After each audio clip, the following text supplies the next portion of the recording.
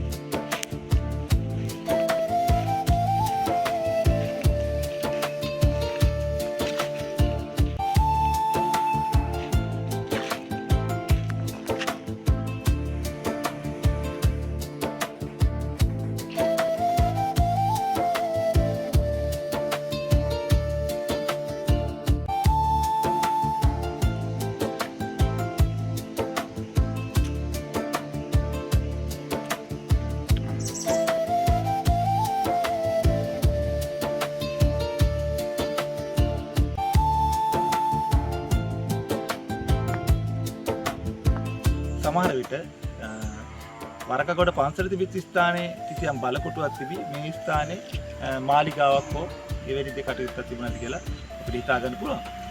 කෙසේ නමුත් මේ ගොඩනැගිල්ලට අමතරව තවත් ගොඩනැගිල්ලක් තියෙනවා. අපි ඒකත් නරඹලා ඉතින්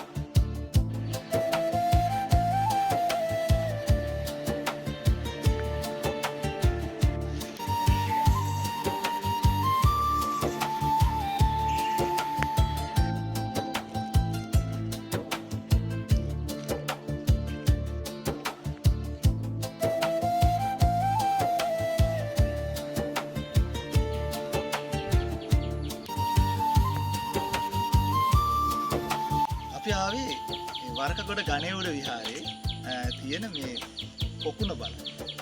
ඒ කිසියම් වාරි කර්මාන්තයක ලක්ෂණ අපිට පේනවා. කිසියම් සොරවකින් වතුර ඇවිල්ලා ආයි පිටවානුකුත් තියෙනවා. පැරණි වැවක ශේෂ වෙච්ච කොටසක් විය හැකියි. පුරාවිද්‍යා කැණීම් තුළින් ඊටත් වඩා දේවල් හොයාගන්න පුළුවන් වෙයි කියලා අපි බලාපොරොත්තු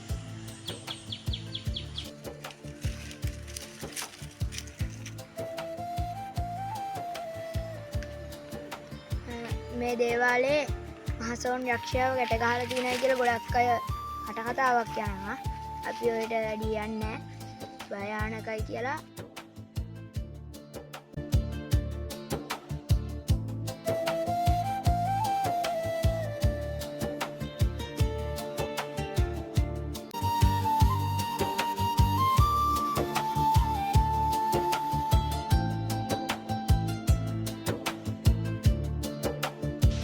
අපි රයිගම රාජධානිය තුලින් අද පැමිණියේ තාම වැදගත් ස්ථානයකට.